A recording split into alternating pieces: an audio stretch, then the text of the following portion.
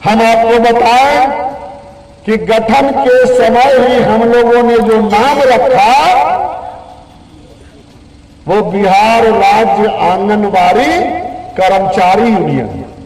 समझिएगा उसका जो थॉट है। अरे माए बाप किसी को अपना अच्छा होनहार बेटा के बेटी के अगर जो नाम रख दे, इतना तेज रहे, अगर बेटा के नाम रख दे बोतला, तो बोतले बोतले में सब कहेगा। अब बकलोलो है, उसको कह दे दरोगा जी, गांव में नाम चलता है ना, तो सब उसको दरोगे जी कहता है। तो यहां बहुत सा संगठन जो बाद में आया उससे भी क्या सहायता लिख रहा है। आप जब तक अपने आप को सेवक मानते रहिएगा तो सरकार बेवकूफ है जो आपको सरकारी कर्मचारी के दर्जा देगा। इसलिए यह संगठन के निर्माण में सबसे पहला संगठन का नाम रखा बिहार राज्य आंगनबाड़ी कर्मचारी यूनियन, और पहला मांग रखा कि चूंकि ये सरकारी कर्मचारी से भी अधिक काम करती है, इसलिए इनको सरकारी कर्मचारी का दर्जा दिया जाना चाहिए। वो मांग उस समय से आज तक चल रहा है, अभी तक चल रहा है। अब समझ लीजिए कि 100-125 रुपया मिलता था मानदेय, 65 रुपया सहायिका को, 125 रुपया सेविका का। जुटते जुटते उधार 29 साल हुआ। एक पड़ाव है आईसीडीएस का,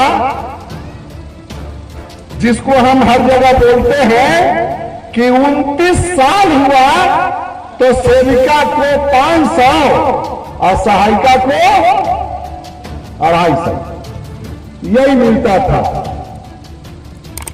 हम लोग लगातार 97 से जब आंदोलन में आए तो यह तय किया कि साल में एक बार पार्लियामेंट पर और एक बार असेंबली पर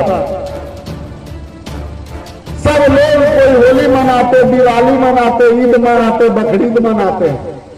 आंगनबाड़ी यूनियन यह तय किया कि साल में एक बार हम बिहार के राज्य सरकार के सामने और केंद्र सरकार के सामने अपनी मांगों को लेकर के हम मांग दिवस मनाएंगे और सरकार को ज्ञापन देंगे अपनी मांग को। और वो घड़ी अभी तक चल रही है,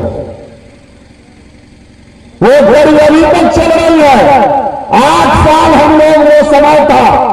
आज तो लोग आंदोलन में जाते हैं और इधर से मोबाइल लगाते हैं कि क्या हो रहा है, पता नहीं मिला। अब विरोधी तो और डबल बोलते हैं, कुछ मिला कि खाली झंडे में आए। समझिए इस चीज को। 8 साल लगातार पार्लियामेंट पर जब प्रदर्शन हुआ उसी का रिजल्ट हुआ। 29 साल का रिकॉर्ड टूटा। 2004 में 500 से 1000 रुपया सेविका और 250 से 500 रुपया सहायिका को यह यूनियन की पहली जीत थी। यह हम आपको बताना चाहते हैं। कौन बताता है कि 47 साल में अगर 47 नया पैसा किसी के दया के भीख से अगर मिला तब हम उनका 100 बार चरण चूमेंगे। कोई पूत तो हिंदुस्तान में आकर के बता दे। ये हम आपके सामने बोलते हैं, दया के भीख से नहीं मिला। हम एक एक बिंदु आपको बता देंगे। अभी बताया कि 8 साल संघर्ष किया, अब 8 साल पहले से इसको यूनियन के गठन करने में लगाया। शायद बहुत लोगों को विश्वास नहीं हो, जब राज्य का हम यूनियन बना रहे थे कोई सेविका एक खड़ी नहीं हुई। इसका आप प्रमाण लीजिए कि पहला जनरल सेक्रेटरी जब चुना गया वो बेगूसराय रिफाइनरी में हाई स्कूल की टीचर थी और बिहार महिला समाज की लीडर। और जब हम लोगों ने यह महसूस किया कि आंगनबाड़ी में भयंकर रूप से शोषण है, जुल्म है, अत्याचार है, दमन है, प्रताड़ना है, इसलिए इनका संगठन बनना चाहिए। ये किसकी ड्यूटी, ये एटक की ड्यूटी है।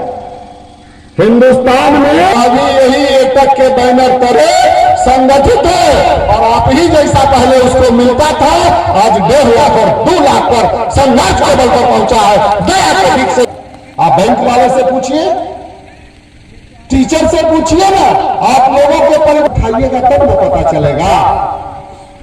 आपके पिताजी होंगे, दादा, उनको भी मानदेय बाद में तय हुआ, मानदेय बाद में तय हुआ था, पहले भीड़ी में पढ़ाते थे। और याद होगा पुराने लोगों को कि गुरुजी जब 6 दिन पढ़ाते थे, 7वां दिन जब जाते थे ना शनिचर के दिन, तो वो गमछा पसार देते थे। जो अधेला दोकड़ा नाम सुने हैं, इस सब लेकर के, नहीं तो एक मुट्ठी चना, एक मुट्ठी गेहूं, एक मुट्ठी आटा, वो छात्र लेकर के आता था और पढ़ लीजिए अजय मास्टर साहब, वो बांध लिए और पोटली ले गए। उनका नाम था गुरुजी। गुरुजी ना, सनिचरा उनको बोला जाता था, उनको जो मिलता था वो मानदेय वेतन नहीं, सनिचरा बोला जाता था। और बेचारा कंधा में टांग के ले गए सनिचर के, और गुरुवाइन जी के हाथ में सौंप दिया कि ये भाई अवड़ी के सनिचरा यही है। समझिए, दुनिया में आज तक अगर कोई परिवर्तन हुआ है तो मुंह से नहीं हुआ। उसके लिए परिवर्तन तो आजादी भी मिली ना, उसके बाद क्या हुआ? सलाम करने से अंग्रेज भागा। फर्ज करिए थोड़ा सा, उस अंग्रेज को भगाने के लिए, अपने को आजाद कहलाने के लिए 14 वर्ष का नौजवान खुदीराम बोस को फांसी पर लटकाया गया ना। 24 वर्ष का नौजवान शहीद आजम भगत सिंह, उसको फांसी पर लटकाया गया। सुखदेव, राजगुरु, राम प्रसाद बिस्मिल, अशफाकुल्ला खान जैसे हजारों, ये नमूना में 2-4 नाम बोल रहे हैं। ये लोग लाठी खाए, गोली खाए, जेल के शिक्षों में बंद रहे, जेल के अंदर में प्रताड़ना झेला। लाहौर षड्यंत्र केस और मेरठ षड्यंत्र केस में जेल के अंदर बंद हुए और काला पानी तक की सजा झेलने का काम किया, लेकिन वह भी पीछे नहीं मुड़े। क्या कहा था भगत सिंह ने? फांसी के फंदा को चूमा, फांसी के फंदा को चूमने का काम किया। जब जेल में आया उसको फरमान कि चलो भगत सिंह तुम्हारा समय हो गया है, तो वो एक पुस्तक पढ़ रहे थे। वो था सोवियत संघ के क्रांतिकारी नेता लेनिन का। कहें कि ठहरो, हम चलते हैं, अभी एक क्रांतिकारी दूसरे क्रांतिकारी से मिल रहा है। और वो अंतिम पन्ना समाप्त किए और उसके बाद चले गए। फांसी के फंदा को चूमा और उन्होंने संदेश दिया, अरे मेरे हुक्मरानों, अगर तुम यह समझते हो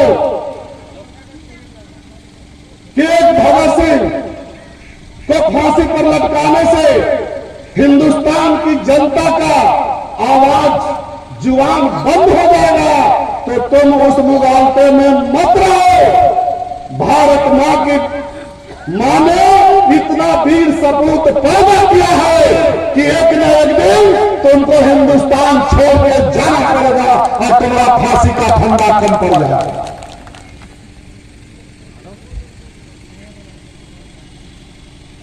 तो कुछ पाने के लिए कुछ खोना पड़ता है। बहुत आसानी से कुछ नहीं प्राप्त होता। इसलिए हम कह रहे थे, आज कर्मचारियों के लिए जितना कानून बना है वो इस झंडे के तले है। और आजादी के पहले, आजादी के पहले यह मिनिमम वेजेस एक्ट जो हम आपके मांग पत्र में सम्मिलित करते हैं, वो 1948 में बना। 1948 में बना है।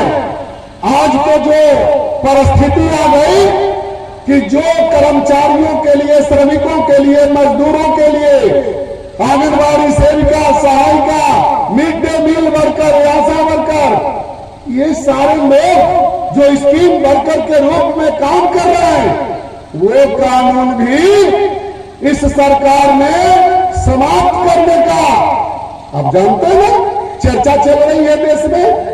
किसान के लिए इतना कानून था और उसको कहा कि अलग सबको मिला करके एक कानून बना देते हैं। कितनी लोगों की अभी कुर्बानी हुई, कितने लोग बॉर्डर पर मारे गए, समझ लीजिए आज भी स्थिति वही है। अभी जो कोड बनाया है 44 कानून ये आप लोगों के पक्ष में बना हुआ था, जिसको यह सरकार 4 पैनल कोड में बदल रही है। ये है लेबर लॉ। मतलब अभी तक एनजीओ वाले बहुत सारे भाई बुझते होंगे, 7 आदमी एक जगह होता है तो एनजीओ बन जाता है, उसको सारा लाइसेंस मिल जाता है। अब कह दिया कि 100। अभी जो प्रेजेंट में कहा जा रहा है कि जब 300 लोग एक जगह होंगे तब वो यूनियन बनाने का, संगठन बनाने के हकदार होंगे। अब कोई परियोजना में मान लेते हैं 100 सेंटर है तो उसको तो 200 लोग ना होंगे, दोनों जोड़ दीजिएगा सेविका सहायता तब उनको तो मुंह पर ताला लग गया। मतलब 299 लोगों का भी जमावड़ा कहीं होगा तो वह यूनियन बनाने का हकदार नहीं होगा। और यूनियन जब बनेगा नहीं तो माइक पर बोला कैसे जाएगा, कहां मानिएगा, कैसे मानिएगा। ये चल रहा है भीतर घात, इसको समझने की जरूरत है। इसलिए लड़ाई 2 प्लेटफॉर्म पर चलता, एक अपने अपने हक अधिकार के लिए और एक सभी के हक अधिकार के लिए, एक ब्रॉड गेज में। अभी 30 तारीख को दिल्ली में बैठक हुई, मैं उस बैठक में गया था, 31 को लौटा हूं। तो तैयारी चल रही है कि फिर पार्लियामेंट पर प्रदर्शन होगा इसी बजट सत्र में। तो लड़ाई से बिना संगठन, भीमराव अंबेडकर साहब कोई बेवकूफ लोग थे क्या? यहां भी बहुत पढ़े लिखे लोग हैं, उनका इतिहास उठाइए, उनके दुर्दिन का इतिहास नहीं। उस जमाने में भी अंबेडकर साहब इतना डिग्री किसी को नहीं था और अभी तक जो रिपोर्ट है अभी भी उतना डिग्री लेने वाला कोई भारत में नहीं हुआ है। चाहे जितना उनको लोग, कोई एक जमात है जो कोई ये दृष्टि से फिर देखता है, कई दृष्टि से देखता है। मैं आपको सूचित करना चाहता हूं, उन्होंने 3 ही शब्द का प्रयोग किया। संविधान तो बनाया था, लंबा चौड़ा है, लेकिन 3 ही शब्द का क्या प्रयोग किया था? शिक्षित बनो। शिक्षित बनिएगा तब नहीं खोपड़ी में बात समझ में आएगी। अब बता रहिएगा, कुछ समझ में आएगा फिर तो अच्छा बात बोले, उसको कुछ समझ में नहीं आएगा। शिक्षित बनो, संगठित हो। 3 शब्द में भी सीरियली बोले कि पहले शिक्षित हो, ऑटोमेटिक आपको